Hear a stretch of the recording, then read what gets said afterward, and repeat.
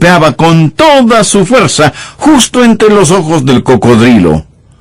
No usaba armas de fuego porque el disparo podía ser escuchado por los guardas forestales.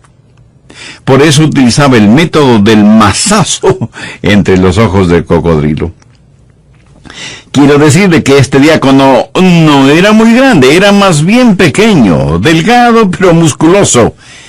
Y me dijo que un día vio el más grande cocodrilo que haya visto en su vida, y que le pagarían un magnífico precio por él.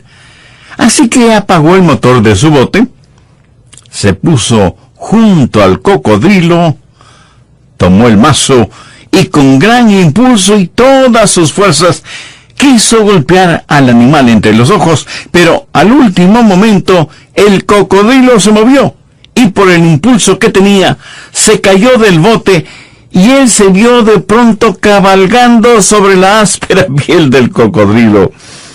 Y esta es la parte de su historia que más me gusta. Él me dijo: pastor, yo estuve de regreso en mi bote sin siquiera mojarme. He pensado en esta historia muchas veces porque se parece mucho a la vida cristiana. Un creyente puede resbalar y caer en pecado, pero un verdadero hijo de Dios temerá al pecado como ese diácono tuvo temor del cocodrilo. Un verdadero hijo de Dios, aunque resbale y caiga, tiene el profundo deseo de levantarse nuevamente. Y de eso quiero hablarle ahora. ¿Qué sucede cuando usted resbala? Me refiero a lo espiritual.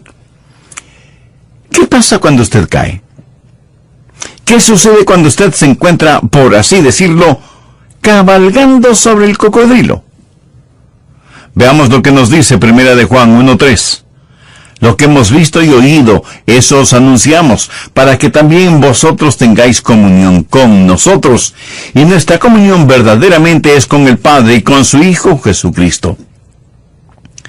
Juan nos dice cómo tener comunión con los hermanos y hermanas en Cristo y con Dios el Padre. Y en el verso 4 añade: estas cosas os escribimos para que vuestro gozo sea cumplido. La manera de tener gozo total es teniendo comunión con Dios y con los hermanos y hermanas en Cristo. Y vean lo que dice en los versos del 5 al 7.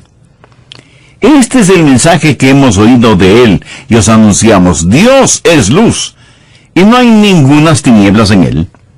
Si decimos que tenemos comunión con Él y andamos en tinieblas, mentimos y no practicamos la verdad. Pero si andamos en luz como Él está en luz, tenemos comunión unos con otros, y la sangre de Jesucristo, su Hijo, nos limpia de todo pecado. Mi amigo, la fórmula para la comunión es una vida limpia. Vea lo que dicen los versos del 8 al 10. Si decimos que no tenemos pecado, nos engañamos a nosotros mismos y la verdad no está en nosotros. Si confesamos nuestros pecados, Él es fiel y justo para perdonar nuestros pecados y limpiarnos de toda maldad. Si decimos que no hemos pecado, le hacemos a Él mentiroso, y su palabra no está en nosotros. La vida es corta. La muerte es segura. El pecado es la maldición. Cristo es la cura. Todos sabemos eso. Sabemos lo que es el pecado, la cosa más devastadora del mundo. Pero, ¿cómo enfrentar específicamente al pecado? Primero tiene que entender que el pecado es eso. Pecado. Dios perdona el pecado. Dios no perdona los errores. Y no estoy diciendo que Dios no le juzga por sus errores, especialmente cuando esos errores conducen al pecado o son en sí mismo pecado. Pero si usted llama a sus pecados errores, entonces nunca los enfrentará. Necesitamos llamar al pecado, pecado. Hay personas a quienes les enseñaron que el hombre es solo el resultado de fuerzas ciegas, que todo simplemente sucedió, que nada más nada da como resultado todo, y que todos estamos aquí como consecuencia de esa fuerza ciega. Bueno, si usted cree eso, entonces usted no cree en el pecado. ¿Usted cree que lo que llamamos pecado es solo un incidente o un accidente o simplemente un estorbo en el camino del hombre que dice que está progresando? Algunos enseñan que salimos de una especie de caldo primitivo, pero que estamos en un camino ascendente. Pero no estamos progresando ni como raza ni como ninguna otra cosa. El hombre comenzó en perfección, hecho a la imagen de Dios. Y es el pecado el que ha arruinado a la raza humana. Pero si usted no entiende el pecado por lo que es, si no ve el pecado como una afrenta ante un Dios santo, si usted llama al pecado cualquier otro nombre, malfunción, error o enfermedad, si usted dice que el hombre está enfermo pero no es malvado, que es débil pero no impío, que está contaminado pero no es pecador, si dice todas estas cosas, entonces nunca enfrentará el pecado como debería hacerlo, y por lo tanto, nunca tendrá comunión con Dios. Verá, el problema con nuestra moderna sociedad es que todos tenemos la carga de la culpa, sin tener un sentido del pecado. La carga de culpabilidad está ahí, y se muestra de varias maneras. Pero muchos de nosotros no nos vemos como pecadores que necesitan ser perdonados. Más bien nos vemos como personas que cometemos errores que necesitan ser corregidos. Así que tratamos de corregirnos nosotros mismos y de alguna manera compensar por el problema o sentir conmiseración sin ser limpiados ni ser perdonados. ¿Cuál es la fórmula de la comunión con Dios? Le puedo asegurar que no es la fórmula que el mundo tiene, porque el mundo tiene diferentes ideas al respecto. Los evolucionistas creen que el hombre está en un camino ascendente hacia la perfección, y que el tiempo se encargará de ello. El problema con esta manera de pensar es que mientras más avanza la sociedad, más profundo nos hundimos. Y si usted cree que King Kong es su primo, está en su pleno derecho de creerlo. Además, usted conoce a sus ancestros mejor que yo. Yo no creo eso. Es más, rechazo con todo mi ser esta clase de mitología simiesca. Los evolucionistas nunca ven el pecado por lo que es. Y luego tenemos los educadores. Dicen que la educación se va a encargar del asunto del pecado. Bueno, si eso es verdad, entonces debemos pensar que la gente que tiene mayores conocimientos será la menos pecadora. Bueno, aplique eso a la Alemania nazi. Probablemente ninguna nación en el mundo ha tenido el nivel de educación superior que tuvo Alemania cuando Hitler llegó al poder. Cuando estuve en la universidad tomé un curso en filosofía, y mi profesor de filosofía, a quien admiraba, también me enseñó griego. Y me decía, este es un hombre que tiene su mente llena de conocimientos. Un día este hombre se fue a un lugar solitario, cubrió el suelo con varios periódicos, puso un revólver sobre su sien y se quitó la vida. Filósofo, políglota, conocedor de lenguas bíblicas, sabía muchísimo. Pero para él la educación no fue la respuesta. Y los científicos nos dicen que el problema del hombre está en sus genes defectuosos. Que si de alguna manera pudiéramos ser genéticamente diseñados, podríamos resolver el problema del pecado. Si pudiéramos unir en matrimonio a Superman con la mujer biónica, entonces tal vez resolveríamos el problema del pecado. Pero todos aquellos que son superdotados, o los más atractivos o atractivas, o los que son fuertes físicamente, o los que son más ágiles o más veloces, ellos siguen teniendo el problema del pecado. Los sociólogos nos dicen que el problema es del medio ambiente. Si eso es verdad, entonces ¿por qué aquellos que disfrutan del mejor medio ambiente no han podido eliminar el problema del pecado? Y recuerde, nadie jamás ha tenido un mejor ambiente que Adán y Eva, y sin embargo, pecaron. Permítame darle unos versículos que muestran cómo Dios maneja su pecado cuando usted es salvado. Hebreos 8:12 dice: y nunca más me acordaré de sus pecados y de sus iniquidades. Piensa en eso. Sus pecados, sus iniquidades, no serán recordados por Dios. Y en Isaías 43:25, Dios dice: Yo soy el que borro tus rebeliones por amor de mí mismo, y no me acordaré de tus pecados. Una y otra vez Dios dice que no se acordará de nuestros pecados, que los pondrá en la tumba de su olvido. Si usted es salvo, Dios le ha perdonado sus pecados, todos sus pecados, por toda la eternidad. Ahora, eso no significa de ninguna manera que Dios olvida intelectualmente. Dios, por ser Dios, jamás puede aprender algo, así como tampoco jamás puede olvidar algo, porque Él lo sabe todo y nada escapa a su conocimiento. Cuando Dios dice que olvidará nuestros pecados, no significa que no los recordará intelectualmente. En ese sentido de la palabra, Dios no puede olvidar nada. Si pudiera, tendría que cambiar. Y Dios es un Dios que no cambia. Ahora escúcheme. Dios los recuerda como pecados perdonados. Y por lo tanto, lo que Dios ha olvidado como pecado, yo puedo olvidarlo como pecado. Aunque puedo recordar mi pecado intelectualmente.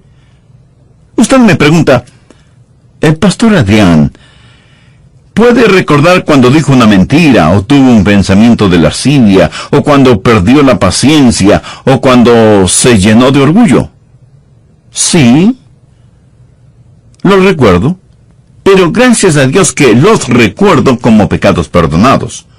Los recuerdo como pecados enterrados en la tumba del olvido de Dios. Así que cuando usted se salva, cuando viene al Señor Jesucristo, cuando nace de nuevo, todos sus pecados son perdonados. Isaías 1:18 dice: si vuestros pecados fueren como la grana, como la nieve serán emblanquecidos. Sus pecados, pasados, presentes y futuros, nunca jamás serán traídos contra usted. El apóstol Pablo en Romanos 4:8 dice: bienaventurado el varón a quien el Señor no inculpa de pecado. Dios nunca lo hará. Ese pecado está perdonado y olvidado. Pero no solo el pecado que usted ha cometido, sino el que también ha omitido, tanto y en cuanto venga usted punitivamente. Y no solo que su pasado está perdonado, sino que su futuro está asegurado. Bien, habiendo dicho eso, deseo que mire atentamente lo que dicen los versos 6 y 7. Si decimos que tenemos comunión con Él y andamos en tinieblas, mentimos y no practicamos la verdad. Pero si andamos en luz como Él está en luz, tenemos comunión unos con otros, y la sangre de Jesucristo, su Hijo, nos limpia de todo pecado. Usted dirá: Pastor Rogers, pensé que usted dijo que cuando nos salvamos todos nuestros pecados son enterrados en la tumba del olvido de Dios, y ahora vuelve a mencionar el pecado en la vida de los hijos de Dios. Mi amigo, usted tiene que entender que el Hijo de Dios conoce a Dios de dos maneras. Mire lo que dice el verso 6. Si decimos que tenemos comunión con Él y andamos en tinieblas, mentimos. Tenemos una relación filial con el Padre cuando nacemos de nuevo. Cuando nazco en la familia de Dios, vengo a ser hijo de Dios, y punto. Una vez nacido en la familia de Dios, usted no puede desnacer de la familia de Dios. Pero hay también la comunión. Si decimos que tenemos comunión con Él y andamos en tinieblas, mentimos y no practicamos la verdad.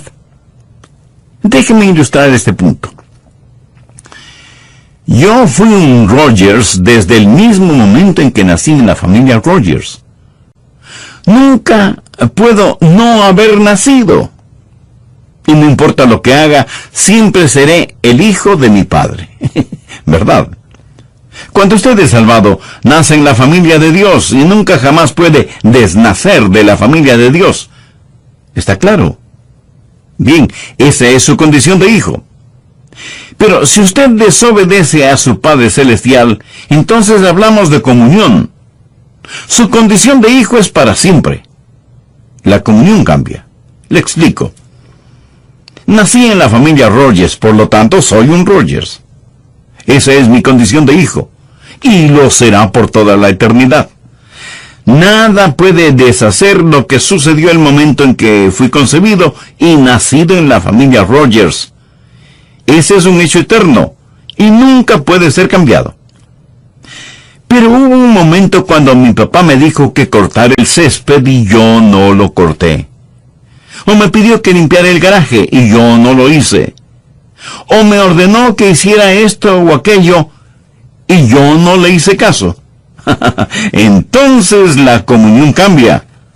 Mi condición de hijo no cambia, pero la comunión sí. Y mi padre sabía muy bien cómo aplicar la regla de la disciplina en el lugar donde la espalda pierde su elegante nombre. Y sabía hacerlo muy bien. Por supuesto, entonces eso a mí no me gustaba en absoluto. La Biblia dice en Hebreos 12:11, es verdad que ninguna disciplina al presente parece ser causa de gozo, sino de tristeza, pero después da fruto apacible de justicia a los que en ella son ejercitados. Dios, como un Padre amoroso, disciplina a quienes ha recibido como hijos. La condición de hijo está determinada por el nacimiento, pero la comunión está determinada por si obedecemos o no las instrucciones del Padre.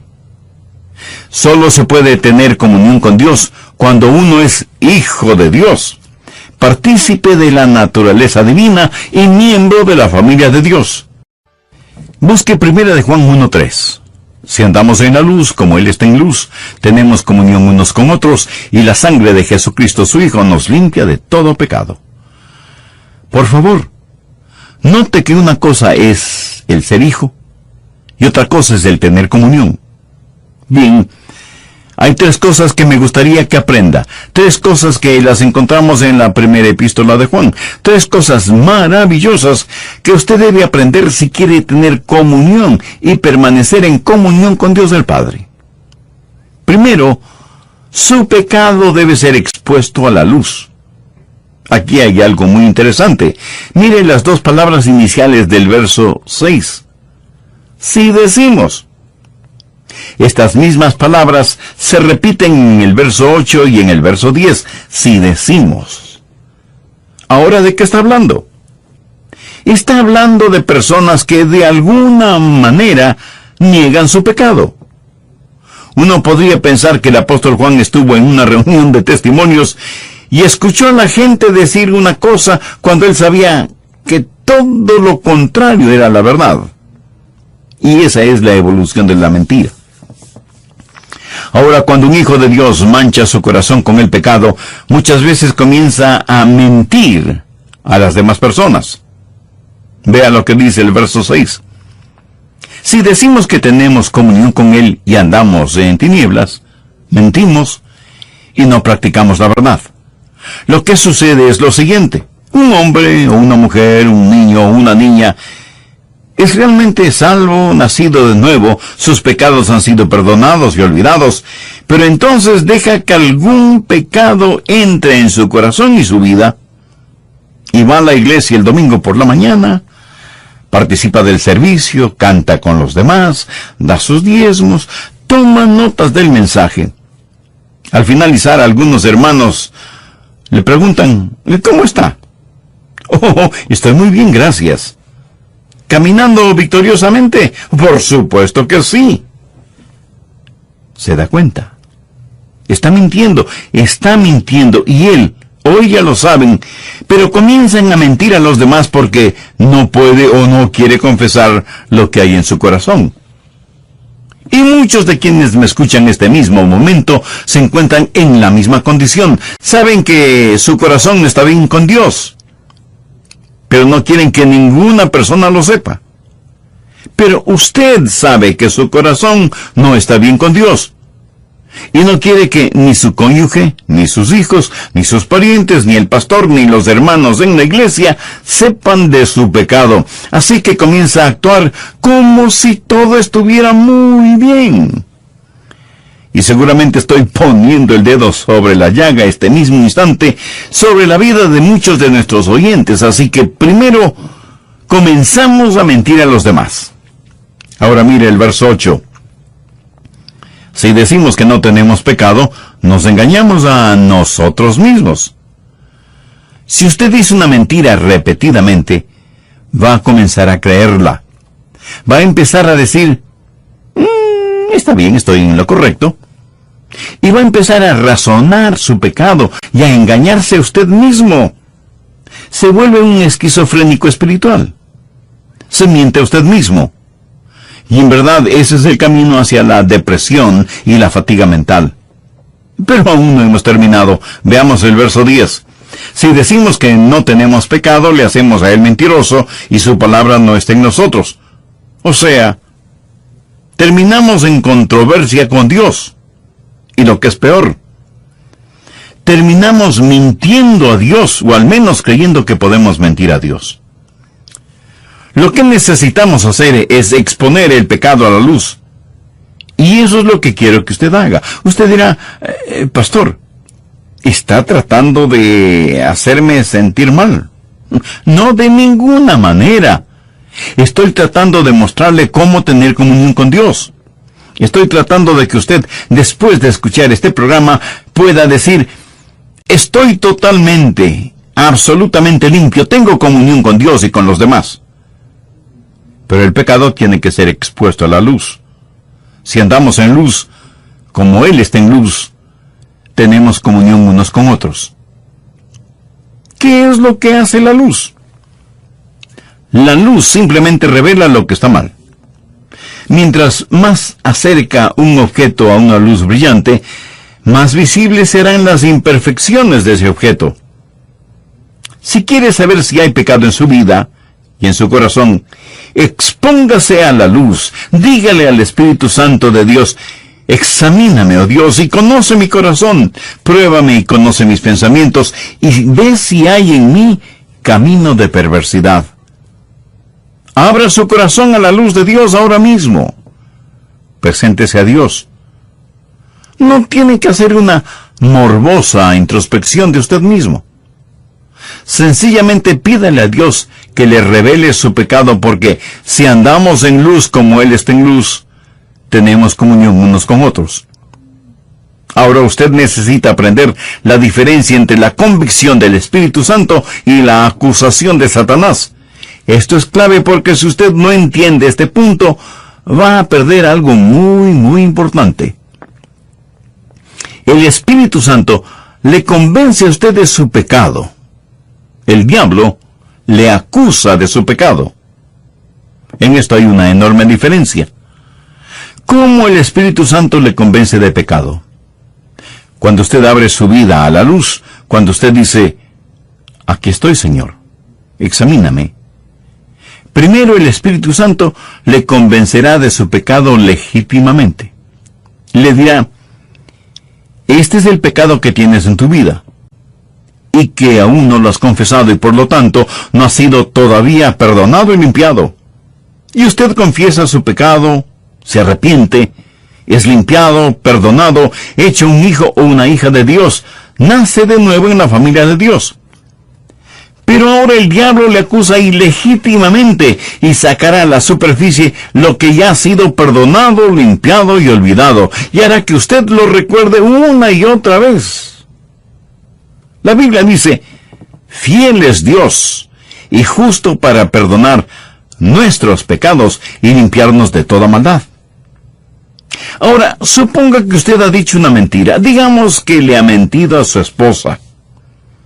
Y el Espíritu Santo le da convicción de ese pecado y usted lo confiesa delante de Dios y pide que le perdone y le limpie. Y también pide perdón a su esposa. ¿Qué sucede con ese pecado? Que es enterrado en la tumba del olvido de Dios y usted es perdonado y limpiado. Dios nunca ni lo mencionará jamás. Pero si sale a la superficie, es el diablo quien le está acusando. Recuerde que el diablo es llamado el acusador de los hermanos. Él lo acusa delante de Dios y le acusa a usted delante de su propia conciencia y le dirá: ¿recuerdas la mentira que le dijiste a tu esposa? Y él hará esto para atormentarle. Ahora, supongamos que usted no le confiesa ese pecado a su esposa. Le miente a su mujer. Y el Espíritu Santo le dirá: ¿mentiste a tu mujer?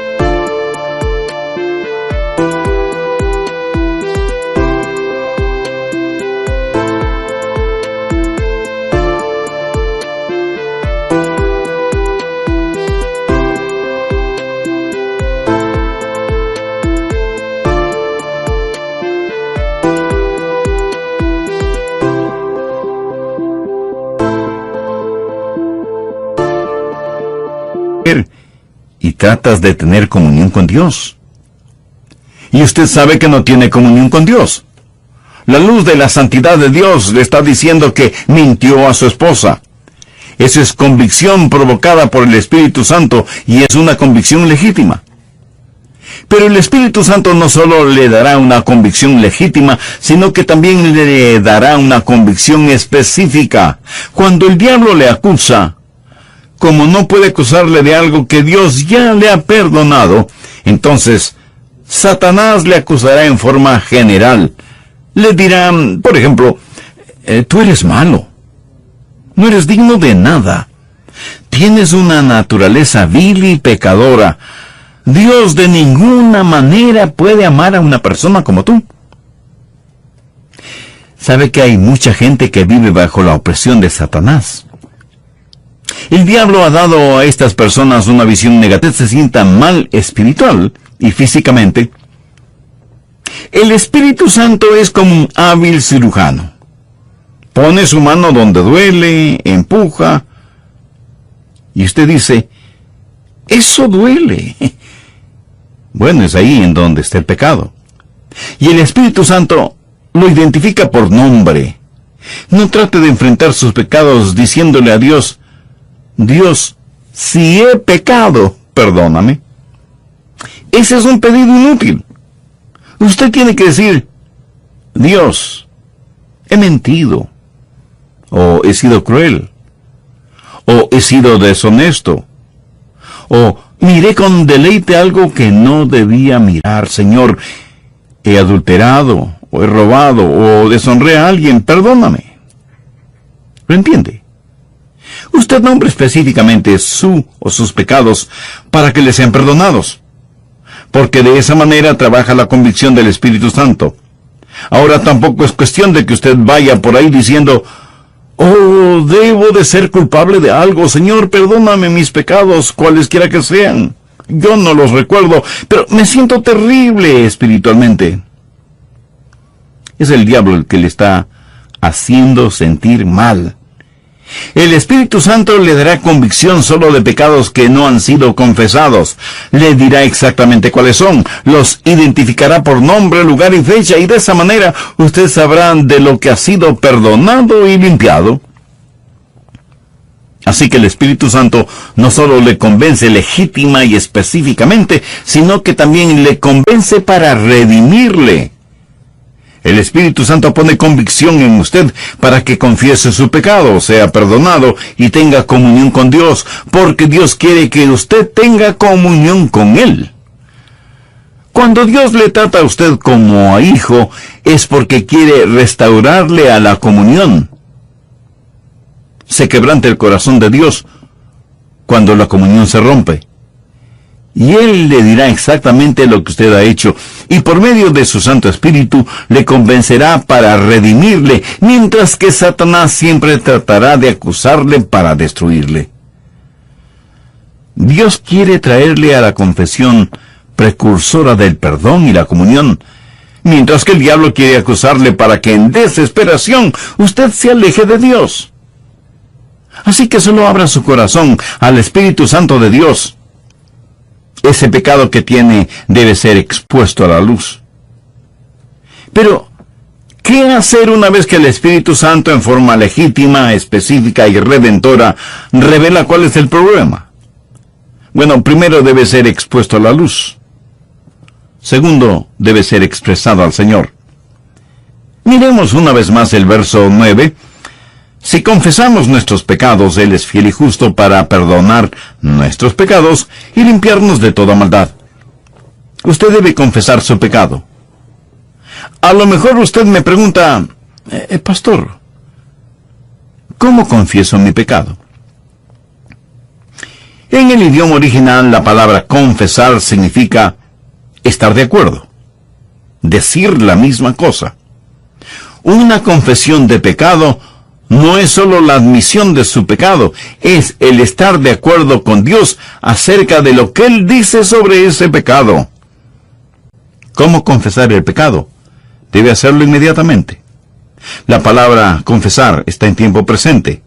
No acumule sus pecados hasta el final del día, menos hasta el final de la semana, y muchísimo menos hasta el final del mes. Dice la Biblia, si confesamos, tiempo presente, algo que demanda acción inmediata. Cuando alguna cosa minúscula entra en su ojo durante el día, usted no dice que se limpiará el ojo por la noche o al día siguiente. No. Usted trata de limpiar su ojo inmediatamente, porque de lo contrario su ojo se irritará. Esa es la forma en que debe tratar con el pecado, inmediatamente. Muchos de nosotros parece que estamos en una montaña rusa. Vamos a la iglesia sintiéndonos muy abajo anímica y espiritualmente, escuchamos el mensaje, oímos la verdad de la palabra de Dios, hacemos lastra. ¿Se ha subido alguna vez a una montaña rusa? Mucha gente parece que disfruta vivir de esa manera. Déjeme decirle lo que es la vida espiritual. La vida llena del Espíritu no es una vida en la que nunca peca. Si decimos que no hemos pecado, nos engañamos a nosotros mismos y la verdad no está en nosotros. La vida llena del Espíritu no es el estar en una montaña rusa. Es el estar bien con Dios, pero consciente de que algún pecado vendrá a su vida y usted lo confesará inmediatamente. Esa es la vida llena del Espíritu. Es una vida de confesión de pecado. Es una vida de estar de acuerdo con Dios. Es una vida de acción inmediata.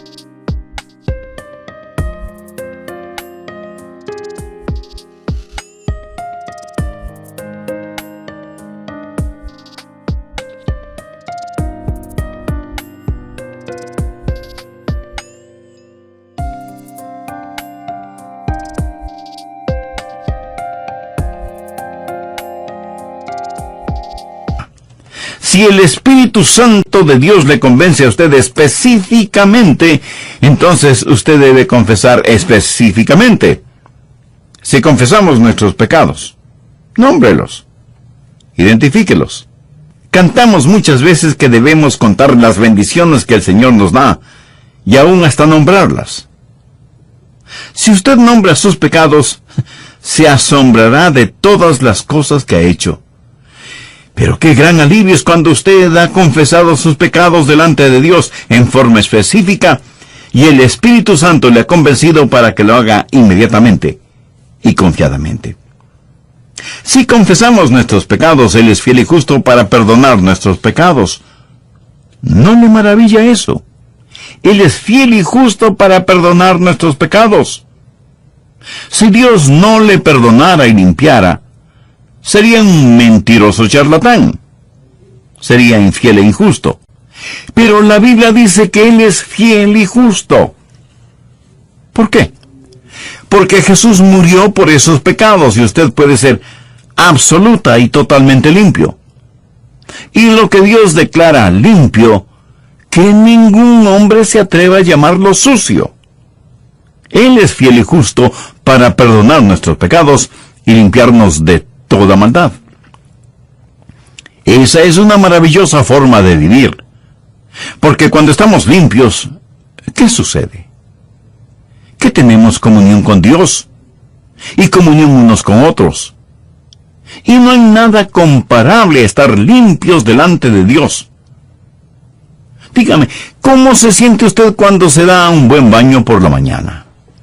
Pues se siente limpio, fresco, hasta rejuvenecido. Estar limpio y en paz con Dios, Él nos limpia de toda maldad. Estar en comunión con Dios. Amigo, amiga, le invito a tener un momento de oración. Querido Dios, gracias por tu palabra.